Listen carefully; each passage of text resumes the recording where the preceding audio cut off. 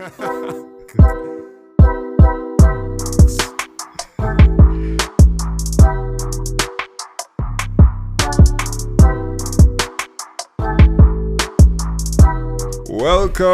to the Trinidad Cast. This is episode number 67, and I am 100% sure correct today about the episode number because I checked last week's episode number that was published, and unless we made a mistake with the episode number last week, I think we're on the right track today.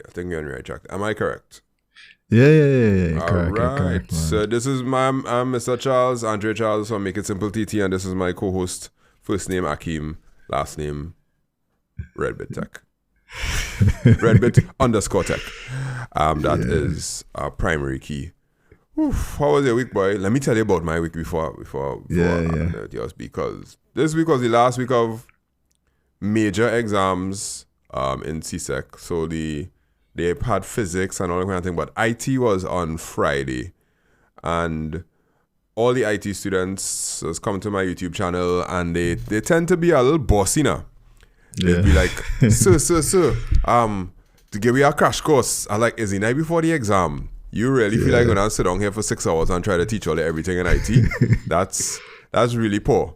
And over the years of doing this thing, I realized that there are always these students who they basically panicking so much that they just come into our YouTube live hoping that I could, give them some sort of hope or a Hail Mary or some kind of thing. And I'd be like, wait. But then I thought back to my school life, and if I had YouTube, I would have been on them same teachers and them channels the night before the exam, hoping that they say, this is what is going to come, this is what you should do, this is what you have to learn. As you say that, it kind of, bring back a memory in terms of me going through that whole CXC and CAPE and stuff like that. So, like, for me, I don't know what to say, but, like, regular students, they would study, like, a week or two before the exam. Yeah. All my exams, CXC, CAPE, and even, like, undergrad and UE, I studied the night before. The day into the night before, sleep a couple hours. So sleep and then go and do the exam. I do that from CXC all the way up. So you do that but you do like A-level maths something and physics something, and? Yeah. You do maths and cram maths the night before? Yeah. Nah, you had to have something inside of you that was there, and all you had to do was just kind of activate it. Yeah, try the term you do work or whatever, but like to study everything for the exam, I used to do it the day before, not just the night before, but like, you get up in the morning, you start and you go through the whole day. Yeah. Like that, into the night or whatever. All right. Sometimes I might get up 3 o'clock in the morning, study, and then go and do the exam. I guess that is possible. Yeah, but I don't recommend it. I get away with it. I don't know how. I don't know. Yeah, but yeah. I mean, through your whole university life, you ever fail a course? I fail courses, but not because of this method, because I was sick. Oh, okay. That's the courses I fail, but like doing this, like. Oh gosh, this people who go into exams might hear me saying this and think they could do it too, but I remember I had that data structures exam and I do this exact same thing, and some of the things I like memorize it and I get 90%. Well, data structures, yes, you could memorize it. If I remember from UE correctly, you could have memorized the data structure, and then all you have to do is apply it to the question. So what I used to do is I used to memorize the algorithm, go in the test, on one page, just start to write out all the algorithms at the start. As soon as the paper, you get the paper, right out everything. So, write out all the algorithms, and then I go and because I know I'm writing it from memory, and then I'm going to read the question, and then analyze what the question asks me to do, and then go and take the algorithm and modify it to that, or some kind of thing like that. Yeah, but I still get like 60. Can't remember why. Well, I mean, if I see my daughter trying to with our much and trying to do this, I'll be like, nah, try to study before. Hypocrite. All your parents. Yeah, the only course I failed in university is accounting. Yeah. I just wasn't on board with the accounting process and balancing and all that kind of stuff. Like, accounting's supposed to be logical, but to me it was just boring, boy. Like, I really didn't want to do the accounting. I did one accounting course for my master's and I got like 51%.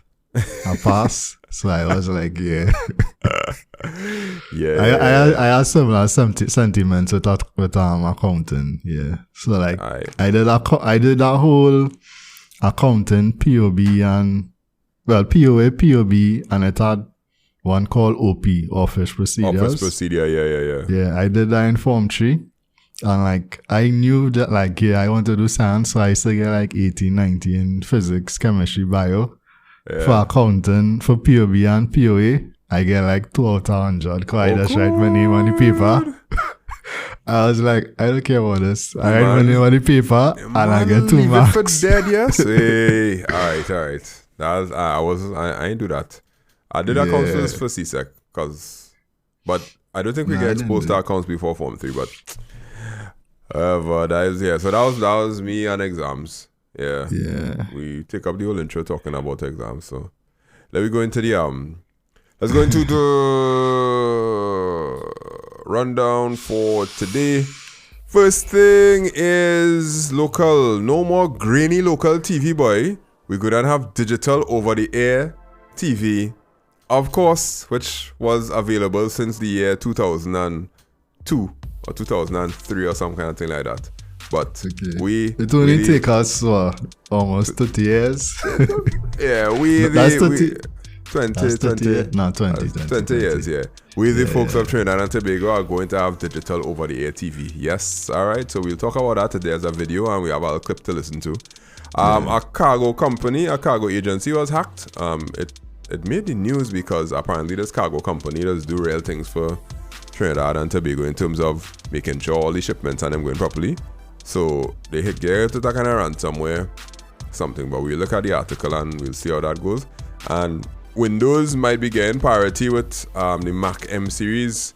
So if you ever heard about the MacBook M1, M2, M3 chips, Windows has a new chip, a Snapdragon chip that they're going to try to put in on all Windows machines, new Windows machines, and it may just perform better than the Mac, which is a big claim because those Mac M series processors, they revolutionize the amount of things that you could do on a laptop. So we'll see how that goes. Yeah. When we get to your talk. The Mac men coming out of the woods. They'll be like, what's that? What's that you said? You said something bad about us? Alright, first story, let's go. No more grainy local TV. What that really means is that right now, your television, if you have an antenna, you could pick up CNC3 and TV6 and TTT over the air. But it looks very, very grainy and the quality is poor. And if you have a HD TV, it looks like a potato get smashed on the page. Am I correct? Yeah, very correct. I mean, it's been years since I had like local TV on my TV, so yeah. But I remember like back in the day, 15 years ago, one thing, how it's look, But who's watched local TV from the antenna? I guess people that don't have cable. Like at the time when I was doing it, I was like just out of UE and I had a HD TV, I had internet but no cable. So I mean I had an antenna, plugged the antenna in, and that was really because of my wife. She wanted to watch Soca Monarch, and I was like, you had to pay or get an antenna, and I get an antenna to watch it. I think I tried to set up an antenna for my father so he could watch local TV, but anyhow, digital terrestrial television. This is the TAT website that we're reading from right now, Trinidad and Tobago, Telecommunication Authority of Trinidad and Tobago. Sorry. Free-to-air TV is an important medium for the dissemination of information to the public as it is freely accessible. The transition from FTA, free-to-air television, to digital will bring enhanced quality service to a consumer, including up to 4K resolution video, access to electronic programming guides, and interactive viewing. On 18th of January 2023, the authority published a notice of the adoption of the Advanced Television Systems Committee Standard version 3.0 ATSC, right? By the FDA, and they are going to start to allow broadcasting using digital DTT, which is digital terrestrial television. So that was since January 2013. They put out this order, and it's 2023. 2023. Yeah, 2023. Okay. Yeah. Okay. The planned time frame for DTT switch is 2025, followed by a simulcast period of no longer than 18 months, where both analog and digital signals will air. Then the analog switch off is planned in 2026. No, that was them publishing that whenever in January 2023. Here's the video of the interview that took place 5 days ago, I think, 6 days ago. So I kind of fast forwarded to the part where he explaining digital terrestrial television, right? So like, listen to this. Yeah. This is Curly Prescott, the Executive Officer for Technology and Engineering at TAT.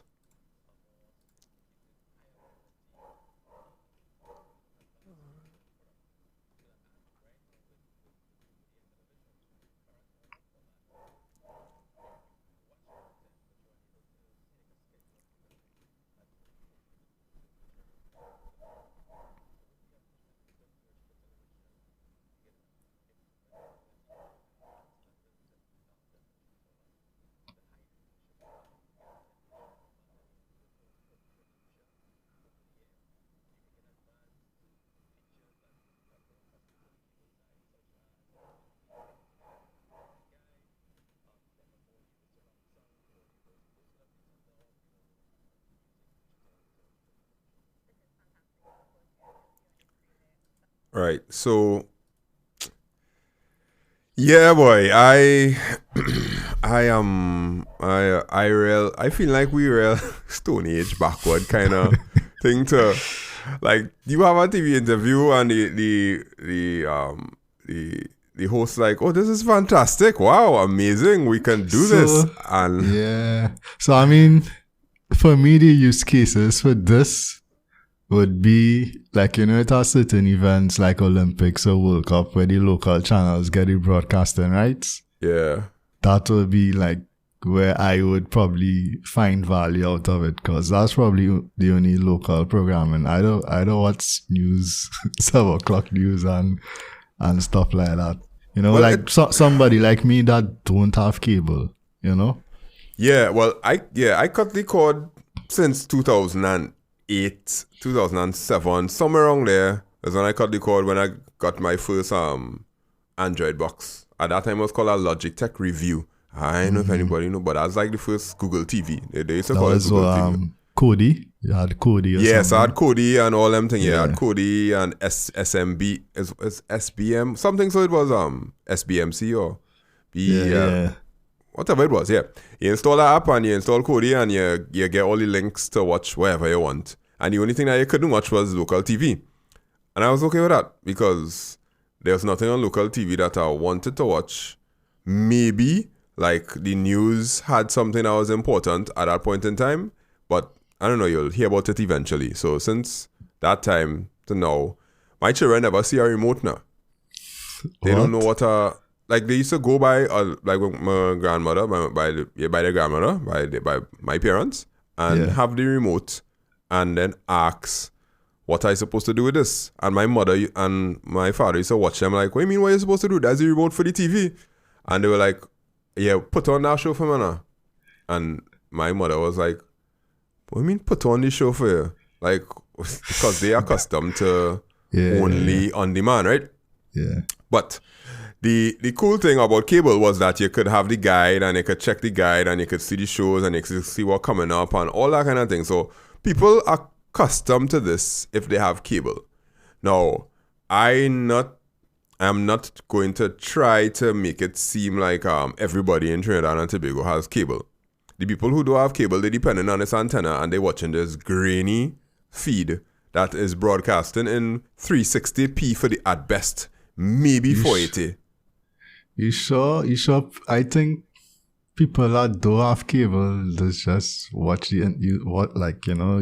use YouTube or Netflix or stuff like that. Cause like my grandmother, when she's 70s, right? She don't have an antenna. And when I went by her the other day, she had Netflix and YouTube. Well, my aunt does like put it on for her, but yeah, she had Netflix and YouTube. And yeah, she had no antenna in sight. Well, I guess that's just one. That's probably one, but I know of places that have antennas up still. And they tune the antenna and try to watch TV6 or keep it on whatever channel all the time because they think cable is a ripoff because you're paying for a bundle with one set of channels that you're never going to watch. And they not paying no money for no cable because you could see them things on YouTube, but they still have the antenna because they need to watch news. So essentially, we're talking about the people who had to watch news. There are some people that still totally religious in watching news at 7 o'clock. And the only way you can get to watch that news at 7 o'clock is if you have cable or if you have an antenna that's very high, that tuned properly. Because like back in the day, I remember I used to have to go and turn the antenna. And my father shouting from outside, turn it again. No, stop, go, wait, stop. And I was like, this can't be the life, boy. And it had a coconut tree, and the coconut branch ended up touching the antenna. And every time the branch touched the antenna, the TV used to get ricey. So we end up cutting the branch for the coconut tree. Those are some painful memories. Yeah, I mean, with me, I had an antenna inside, was like on the second story. So it only used to work when you hold it up in a particular, particular orientation. So I actually stick it. Pose. I get some tape and I stick it on the wall in a particular direction, that on the wall, and that's how I used to get to it. Yeah, they had to do the Arnold Schwarzenegger strongman pose and kind of stand up like that, and you can't move. So in terms of, for analog, you would need an antenna. I guess with this now, you just do the regular search for channels on your TV and it will find it. It still has to use the antenna. According to the information that I read up on, some TVs, most TVs has come with a converter that's able to take the normal signal that's coming in and read it. But as provided, the TV stations broadcast using the bandwidth, using let's call this thing multiplexing. Multiplexing is the technological term now. So multiplexing using the same wavelength, the same frequency, but sending more data on it. But if you send more data, you need to have a device that's able to interpret the data. Now, every new TV has that, except for the new TVs that don't have that the silver analog thing now to screen. Because I see real TVs these days that just don't come in anymore. All they have is HDMI inputs. Yeah. So I don't know if it even gonna make sense, because this is for the people who have the TVs with the antenna that able to decode it. And when they do decode it, all right, they might see things in HD. They might be able to use their remote to check programming and all that kind of stuff. But in my honest opinion, the cable TV channel companies, they basically have a market that has been totally annihilated. So like people who gonna use this is like 15, 20 people in our neighborhood max. That and is old people too. Now it have no young person like myself or anybody younger that go in and say, ooh, digital terrestrial television, I gonna give up my cable because now I could see TV6 and TTT in HD, and I could see a electronic programming guide.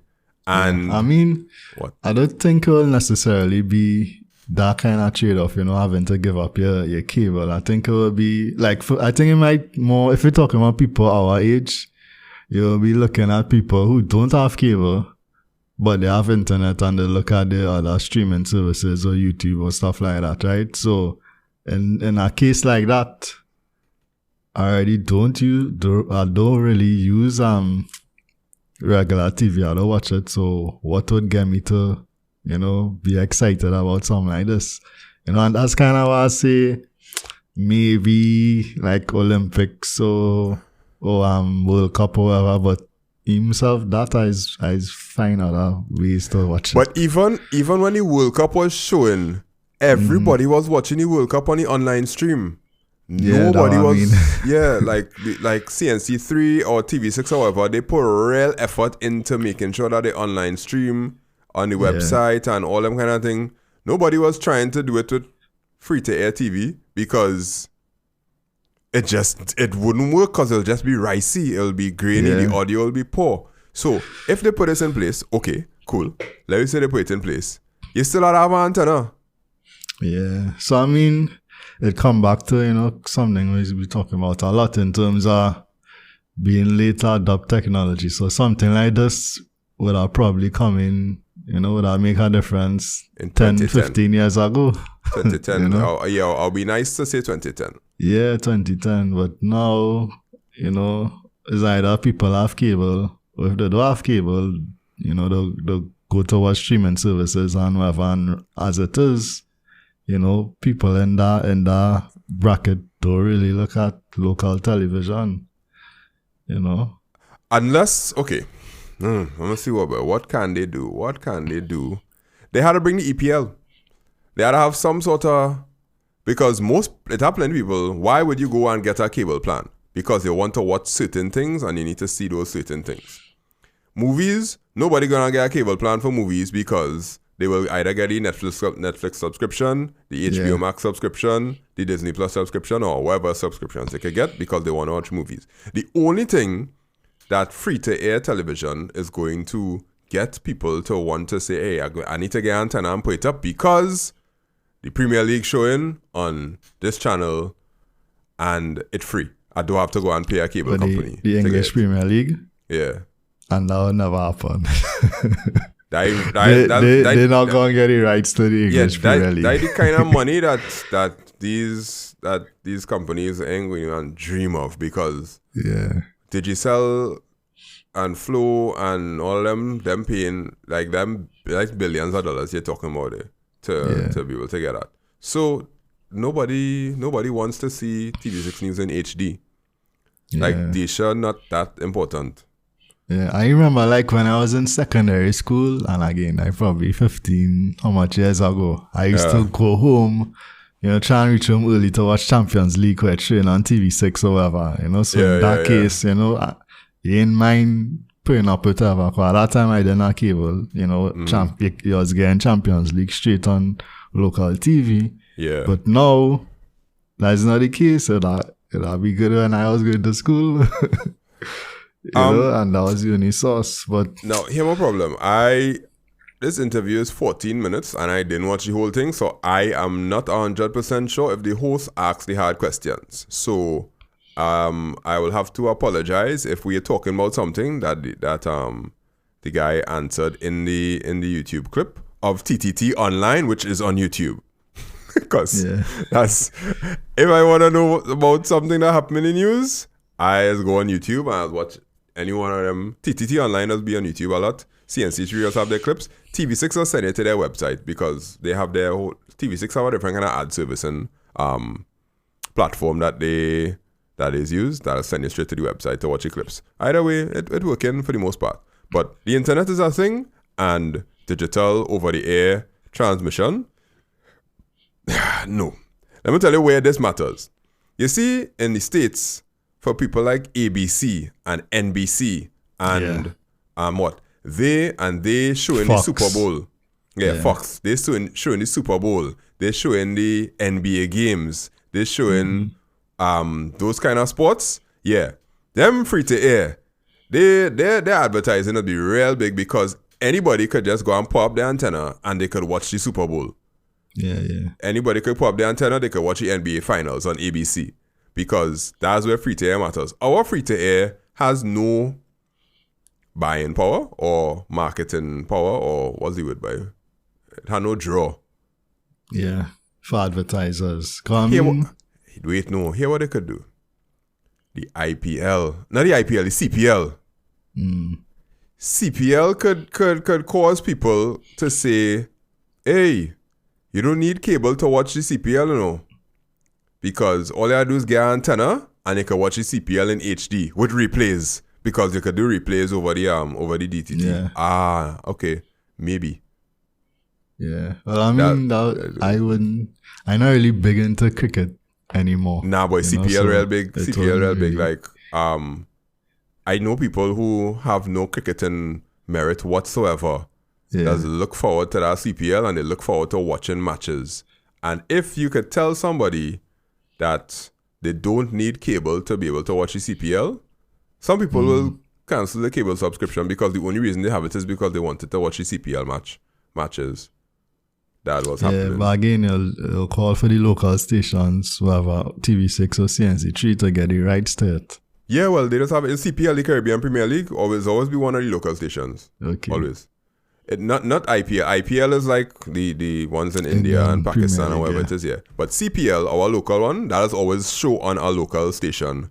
But we could only watch it on cable because cable does get the HD feed and the broadcast TV does get the 380p feed. The standard definition feed. Yeah. So it does always look worse on local TV with an antenna as opposed to cable. That's the only thing I could think of. Other than the CPL, I can't see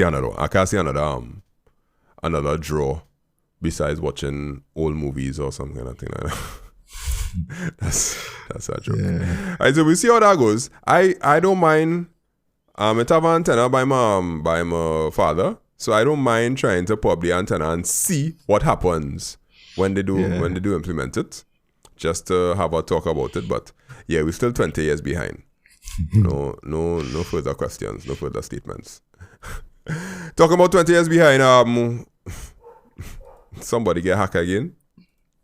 Now, normally this wouldn't matter, but this company that get hacked seem like they matter when it comes to shipments. And you know what's happened when shipments go bad?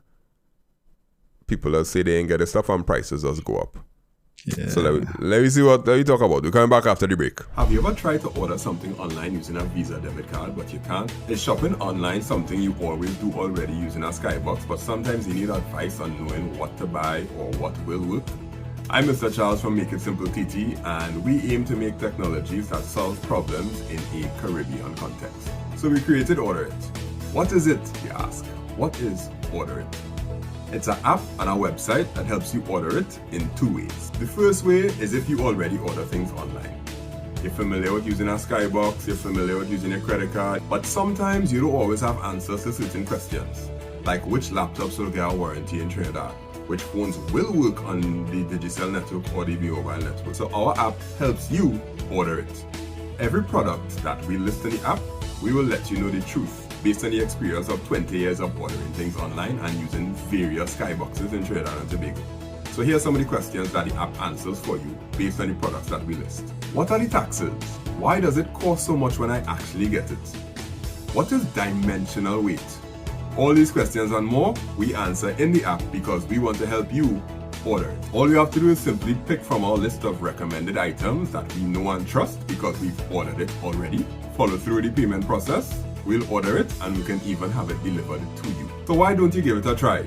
Search for Order It by makeITsimpleTT in the App Store or the Google Play Store, or you can even go online to orderit.makeITsimpleTT.com and check and see if we could answer some of your questions and help you in the process of ordering it. Alright, this article is Cargo Agency Hack, Response to Strengthen Security Measures. If you were hacked, Cargo Consolidators Agency Limited has fallen victim to a cyber attack by Lockbit, a cyber criminal group known for offering ransomware as a service. Enterprise Risk and Security Consultant Shiva Parasam, we heard that name already. He was doing stuff for TSTT and thing, right? Yeah. He said the security and privacy of the company's operations remain their top priority. We cannot disclose specific details. I can confirm that we have successfully implemented comprehensive measures to mitigate the effects of the incident and prevent future occurrences. Our incident response team, blah, blah, blah, blah, blah, blah, blah, blah, all the nice words. Basically, what happened is that Lockbit posted screenshots of 10 sensitive information documents to their dark web page, but they didn't put a download link for them to download it. Why this matters is Cargo Consolidators Agency Limited them working, according to the article, since 1976. They do logistics consolidation and with major production and industrial areas near sea and airports. The company does logistic management, freight forwarding, air ocean import, export, less than and full container load and break bulk, everything. So all them trucks and things has be passing on the highway and going to Point Lisas and offloading and all them thing. Apparently these people handling a lot of that work, right? Now, aside from the fact that when you're handling a lot of cargo, you are most likely turning a blind eye to guns and stuff coming inside, right? Or your system. Allegedly. Allegedly, right? Now, well, what did they say? They say the cargo companies and customs, them and customs in cahoots, however, what the case is. If your system get hacked, why would you hack the system? What is the motivation to hack a cargo system? I could understand like a telecommunications company. There's a lot of data, there's a lot of emails, a lot of numbers and all those different things that will lead to spam and XYZ. But a cargo company, what data a cargo company have that you want to hold at ransom, and why?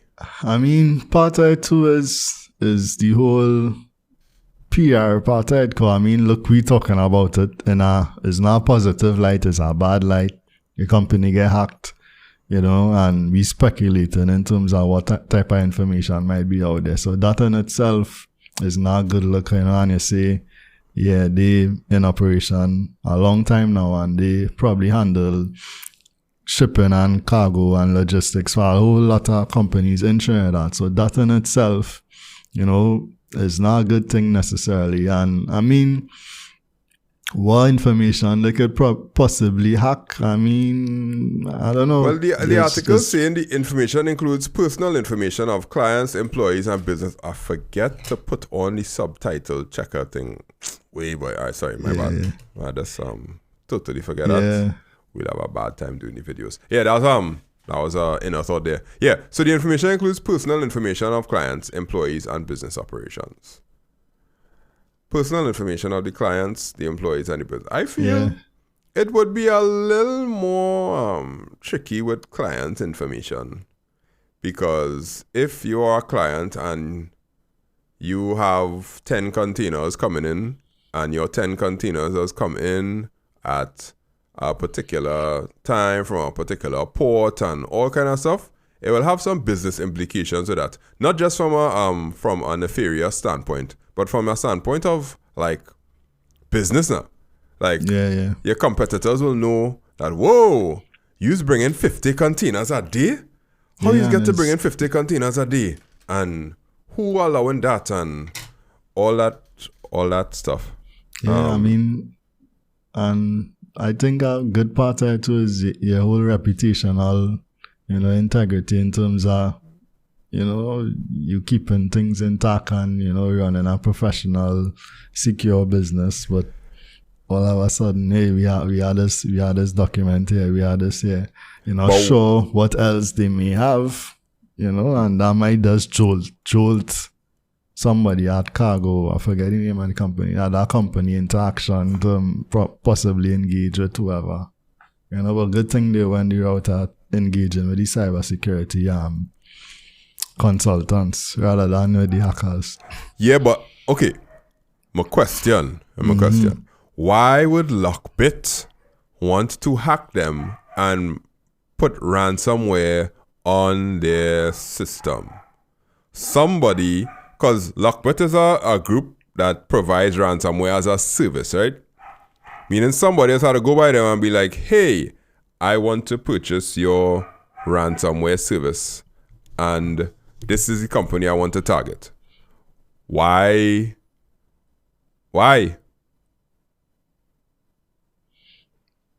Yeah, I mean, why a shipping and logistics company? I don't know. Right. No. You thinking it has something Thoughts running through sinister? your mind. Yeah, it can be, because Lockbit not going to pick up themselves and say, "Oh, let's hack this and let's put it out and see if we get a buyer." No, Lockbit is somebody who you go to and you say, "Here's the people that I want you to attack, and I'll pay you this amount of money to carry out the attack, and then if you get the data, cool, post it on the dark web, or post that it did take place to let them know." Yeah. And what I go again, I don't know, but I don't want to speculate on what type of activity going on there. You know, if it is somebody we can't speculate. trying to reveal something, or what, you know, being one of the biggest logistics company in the country, you know, but I don't know. It could be that. It could be something like that. Interesting. Interesting. Yeah. It could be that. Here the statement. I consider it very fortunate that they didn't post a download link at this point in time. Based on the images posted, it seems like they are in possession of highly sensitive and confidential information. The information includes personal information. So, not providing a download link, it's something, like it was a threat. It wasn't like it was, I don't know. Yeah, it's sounding like, hey, we really do have this, you know. Yeah. And we're not even selling it to anybody. We really just want y'all to know. Or that you're in hot water. Or maybe if you're the put it in foil hat to this one. Like if it's somebody in the background that contact Lockbit, you know, and it's like, alright, we don't, you know, hack them, but don't reveal everything. Just show them we have whatever, right? And then that somebody in the background went to cargo and is like, hey, Ole, what going on here? You know, look what look what I could do. You know, what you gonna do? Like something. Okay. Like a kind of extortion, but a kind of friendly extortion. Yeah. Where you say, I have some power. I have a particular set of skills, and if y'all don't allow my ship to come in, I don't know. Hypothetically speaking, right? Yeah.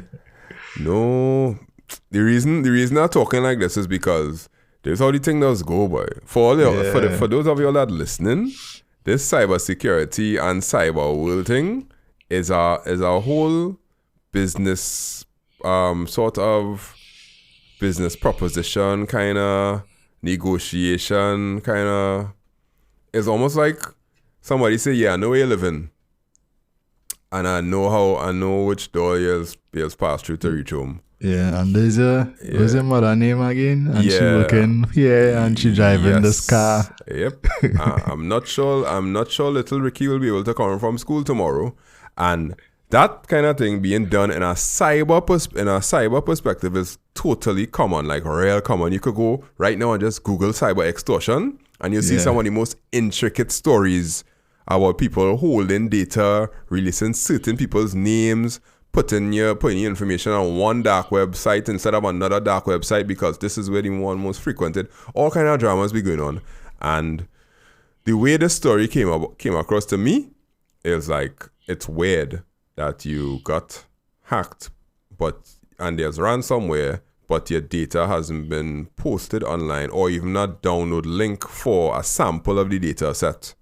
To prove that it's, because with TSTT they pass a sample of the data set, and then obviously they're looking for buyers. And we'll see what happens. I doubt there'll be any more talk about this or any more sorts of articles about it. But one day we'll reach the point where we have some sort of technology reporting that is as very, what's the word by? Groundbreaking or cutting edge. Yeah, and we'll have an interview. I don't know if I will be doing that. I don't think I ever want to do that. I mean, there's a private company, and this probably only made an article because I think Shiva revealed it, well, via LinkedIn. And I guess he's monitored these type of sites, you know, so he would have brought it to the forefront, you know? Yeah, probably. That's totally correct. Shiva Paris Armboy. Yeah, that's our next one. We had a hunt down to get any podcast. I'll start to do some hunting. All hunting usually starts with Shivam. He'd be like, Shivam, you know this person? Yeah, I think Shivam know. Yeah. All right. Well, I'll talk to Shivam and we'll see how that goes. All right. You have a Windows computer, right? Yeah. Of course. And your Windows computer is like light years behind your Mac M what? What M you have? Hell no, my Windows. I'm gonna just check. I'm gonna check my specs. My Windows machine, I ain't gonna lie, this is like the most powerful machine I ever used. So you telling me your Windows machine more powerful than your Mac? Yeah. Your M1 Mac? Yeah. Well, I don't do this. I never really try some of the same things, but I would think so. Let me check. Let me do a specs check. System info is they just call it. Isn't that you can just check what task manager?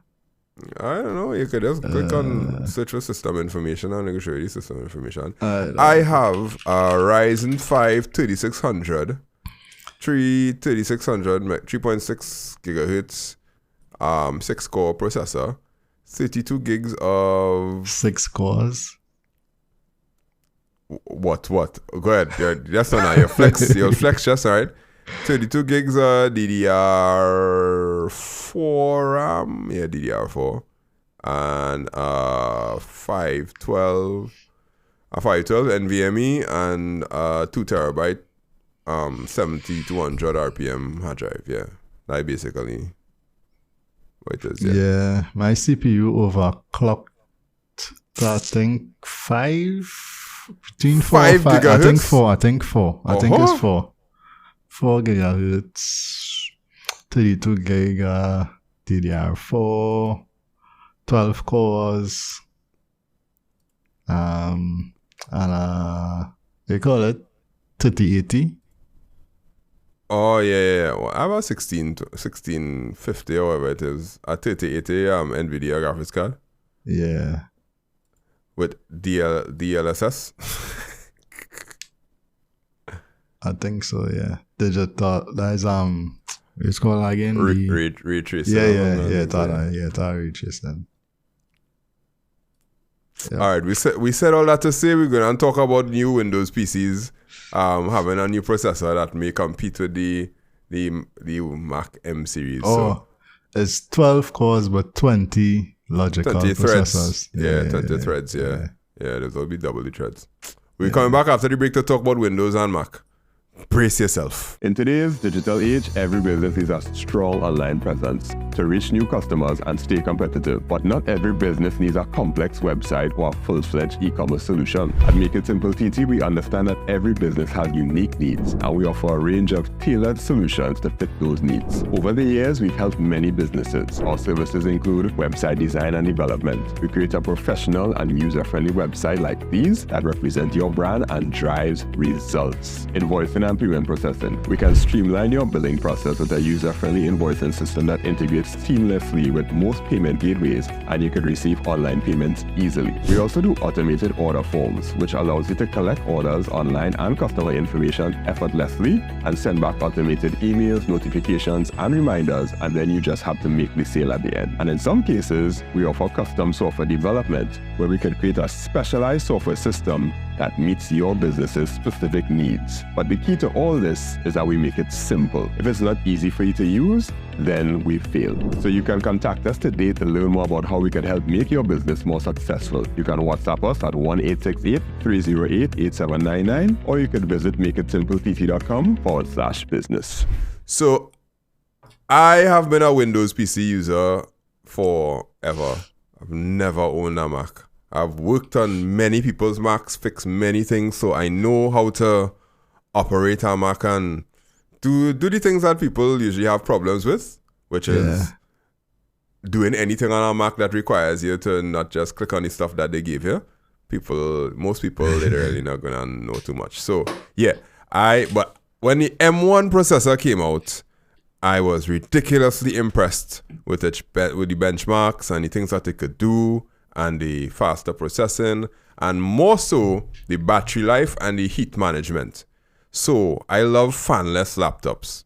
If my laptop could have been fanless, I would be in my glee because I just don't like to hear fans spinning.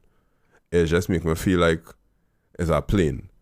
So Windows now is going to try for the third time, I think, to release a ARM processor, ARM, because that's the basis of the Mac processor. ARM is a different instruction set, meaning basically, if Intel and AMD speak like English in a paragraph, ARM could put it in a sentence and do the same thing. However, most programs not programmed to speak English in that way.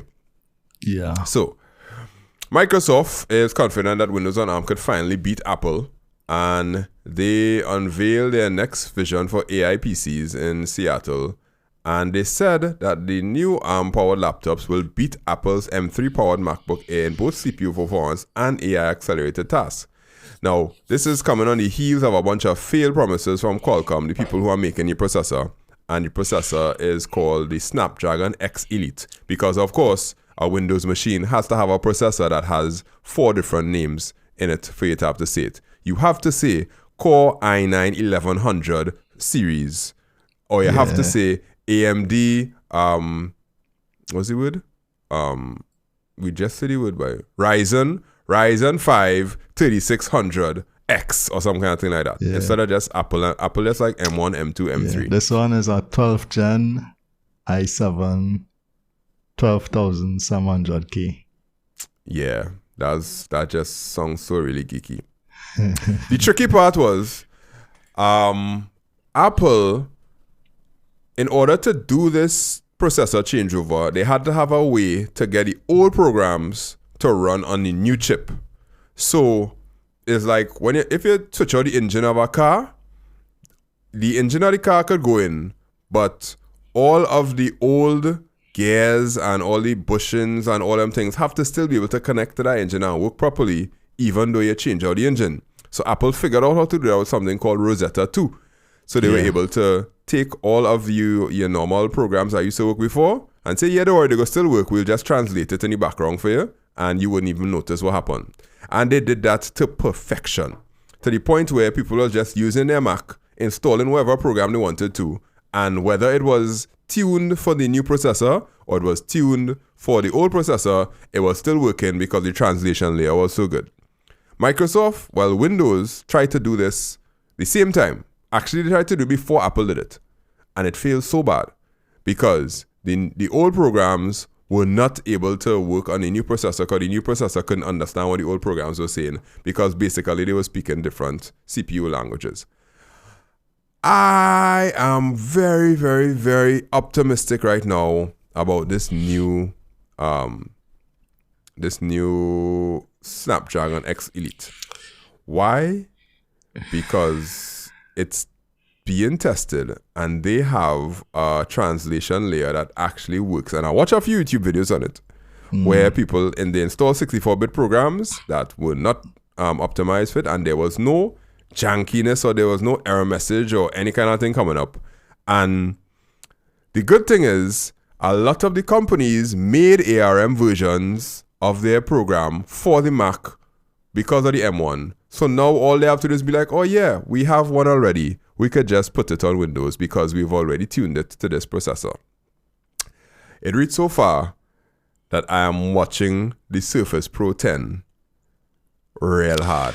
Yeah, but what I was going to say tonight, where Mac will always have like an advantage over Windows, other than to build your own desktop or whatever, Apple don't just control the chip where they control everything in terms of the quality and the build and, from the chip to all the hardware. So you'll generally get a better overall and consistent experience across the board in terms of MacBooks. But Windows, it's how much different brands and different, different combinations, and all of that, you wouldn't necessarily get the same experience from laptop to laptop or brand to brand, but, you just had to fish around a little bit to get the best experience, It might be with the Surface, it might be with Lenovo, but that's where Apple will have an edge in terms of the laptops, but in terms of, for ARM, right? What type of use case they're looking at it for? AI. They literally say that this is a AI computer, Copilot plus PC. That's what they call it. So it basically has AI built into Windows 11. When they say AI, they mean AI to help the user, not trying to do your own. to help the user. Yeah. So they have this thing called Snapshot or whatever it is. Yeah. If you can't remember what you were doing 2 weeks ago and you type in, what was I doing 2 weeks ago? That basically taking every 5 seconds, it's taking a snapshot of what your screen have and keeping it in a library, and you could search that, which is a big privacy issue. But they're touting that as this thing is intelligent. The reason it's intelligent is because we have a new processor that is able to do the intelligence in the background, because we have these AI-powered chips. Because Intel and AMD can't do AI very well. AI is best on ARM, because ARM is a lower instruction set that is more tuned to AI commands or some kind of thing like that. So, to your point, yes, Windows, because of all the different manufacturers that have Windows available to them, you kind of get inconsistent experience. But now, because you have so much different manufacturers, you could get a better experience if that manufacturer put the work in now. Because what the manufacturer had to do is they basically have to now put the work in to tune whatever they do to these processors. So one manufacturer, let me say, for example, I think HP has one, Dell has one, Lenovo has two. Dell has two, Lenovo one. You would hope that Windows will try to be the best one since it's there. So, the Surface laptop telling you, we're getting you 19 hours of battery life, which is basically on par with a MacBook Air. Mm-hmm. HP come and say, we're getting you 22 because we tuned ours to use different voltages or some kind of thing like that. Basically, they're throttling it. But they're throttling it to give you battery life. So you'll get a weaker performance, which will take you back down to the level of a regular Intel x86 computer. But your battery life will be real high. And I like that as it stands right now, laptop performance, you ain't really need to have all the stuff that Apple M1, M2, M3, M4 could do. 95% of users will never sniff past 50% of its capacity. Yeah. For like this laptop, this one I'm using now is an M1 Pro. 32 gigs of RAM, 1 terabyte or whatever. And what's the most difficult thing you ever do on that required your processor to? Final Cut Pro. Rendering video, right? Yeah, it's breeze through it. Right, it's breeze through it, exactly. Yeah. If you try to do that on a Windows computer, it ain't breezing through it at all. The fans will start to churn, right? Yeah. So you are only 5% of people who will go past 50% of what the laptop could do. Yeah. But even you blazing through Final Cut Pro to do a TikTok video, which you ain't do in 2 weeks, right? Yeah. I just needed to put that in there. Yeah. Breezing through that. Other than that, what other labor-intensive job you doing that the M3 could do? You know that thing could process DNA sequencing. And yeah, I mean, other than that, I don't scratch the surface with this one at all. You know, so, I mean, I have this one from work, is same M1 Pro. But this one is only 16 gigs of RAM. So this one, I just get this one to start crawling sometime. Yeah, and so because Mac is here more point, right? Because Apple is control the hardware and the software, and they set it to however they want to set it. They're setting it at the highest bar possible. Yeah. And because they're setting it highest bar possible, meaning there's a MacBook Pro and a MacBook Air, right? But they basically pushing it to the close to the top because they want to have that clout. All the Windows manufacturers now could be like, yeah, we rather give you more battery life and less performance and get it down to the 50% that we know that you're most likely going to use. Or we could give you the max out one and give you a battery life that is, I don't know, probably like 12 hours, 10 hours. Or we could give you multitasking as opposed to giving you processing power or some kind of thing, because they can implement it in different flavors now. Yeah. But the problem with Windows flavors before was that anytime you throttle a Windows PC, you're basically creating a problem.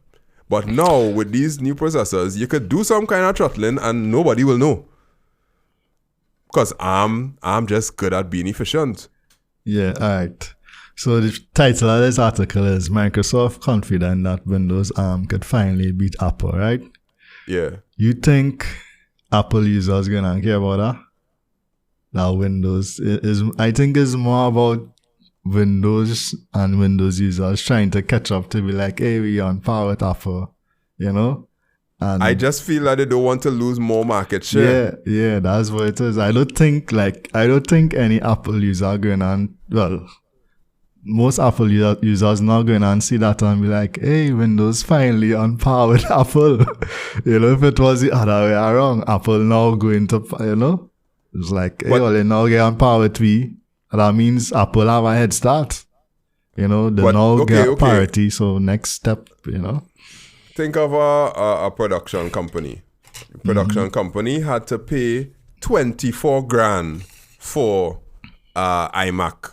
M3 iMac the other day and say, yeah, okay, well, this is the best video production PC computer that we could get, 23 grand for it. And then Dell come and say, yeah, we have one with ARM that's tuned to ARM and it's using the same Premiere Pro and it's 12 grand. Like, people who have to make big decisions and know about technology, they might not, because it's not necessarily a Mac user.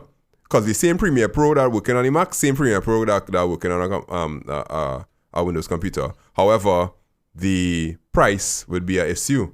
So, for regular consumers, most likely not. But people who making decisions business-wise, and the IT department have to be objective about the performance that they're going to get. They might be able to say now, you know. I think too, people. Wow. So in a case like that, people who have to make a choice right now between Mac and Windows in terms of cost and price, I think they would already go with Windows. You know, so people who use Mac right now, they're using it for a specific reason. Like you could only do this on a Mac. You can't necessarily do it on a Windows machine. So it might be Final Cut Pro.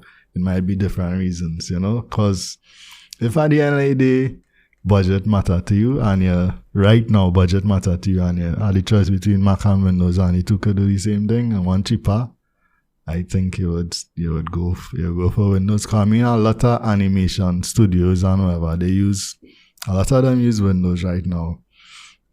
You know, versus Mac. Yeah, it's like it's more like the smaller kind of new generation kind of cool companies just be like, yeah, we only use Macs here. Yeah, because our money. because basically Mac integration with networks is trash.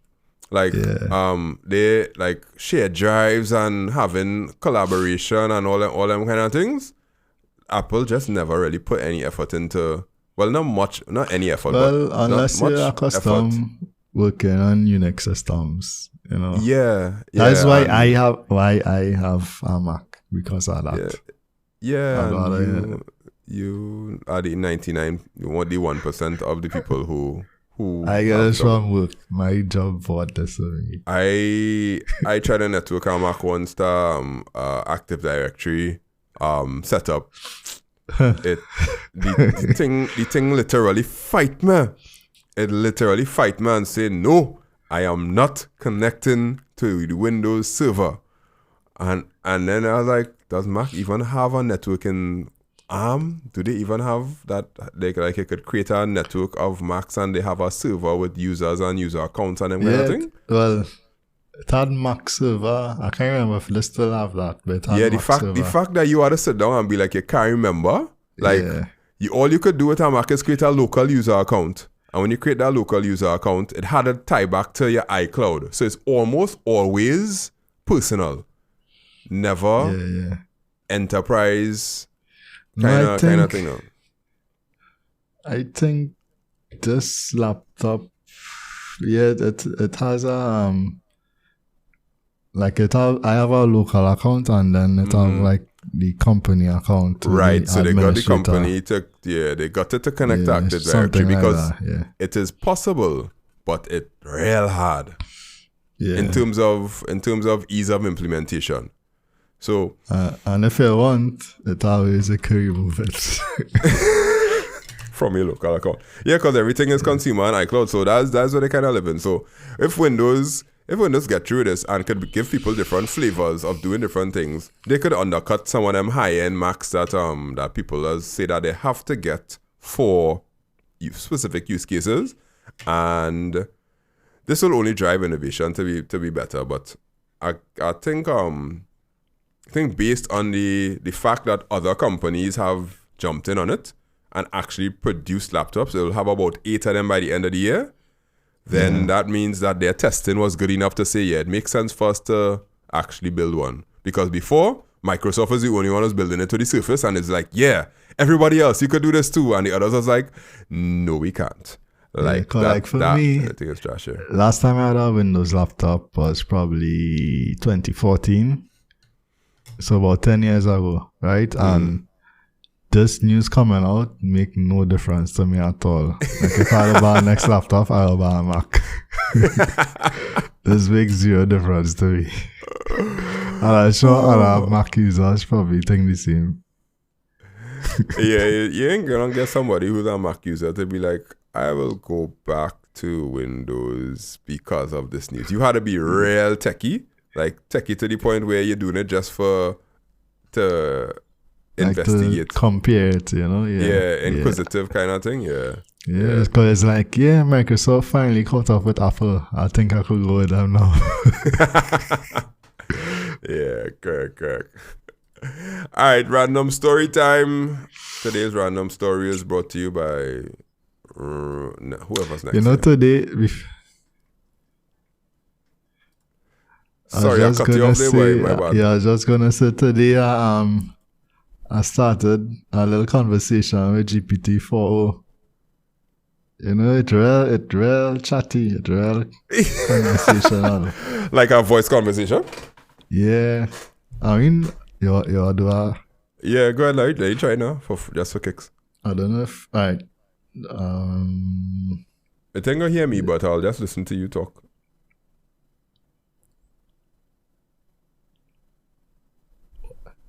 Alright.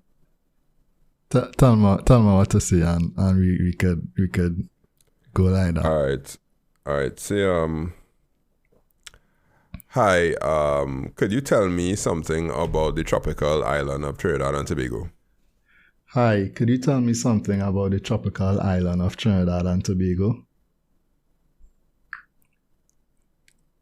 Trinidad and Tobago is a twin island nation located in the southern Caribbean, just off the coast of Venezuela. Here are a few interesting aspects about these islands. 1. Diverse culture. Trinidad and Tobago is known for its rich cultural diversity influenced by Cut it off and say, does it have a national dish? Does it have a national dish? Yes, Trinidad and Tobago's national dish is callaloo. Callaloo is a flavorful and hearty dish made primarily from dasheen taro leaves, which are similar to spinach, and it's often cooked with okra. How do you know this? I gather information from various reliable sources, including online databases, official websites, and reputable travel guides. For instance, details about Trinidad and Tobago's national dishes like callaloo and doubles come from cultural and culinary resources that highlight the island's rich heritage. Tell me it in a poem. Tell me this in a poem. On Twin Isles, where the waters gleam, lies a land of vibrant dream, where cultures blend in dance and song, and flavors rich and deep belong. Callaloo, a dish so fine, dasheen leaves and coconut brine, with crab and okra, spices bold, a story of the past retold. On streets where music fills the air, doubles sing it for me now. Share, fried flatbread with chicken. Let me choose a different a different voice? Yeah. Hey there. I've got a really great feeling about us teaming up. Sing me a song about the facts about Trinidad and Tobago. Can you sing me a song about the facts of Trinidad and Tobago?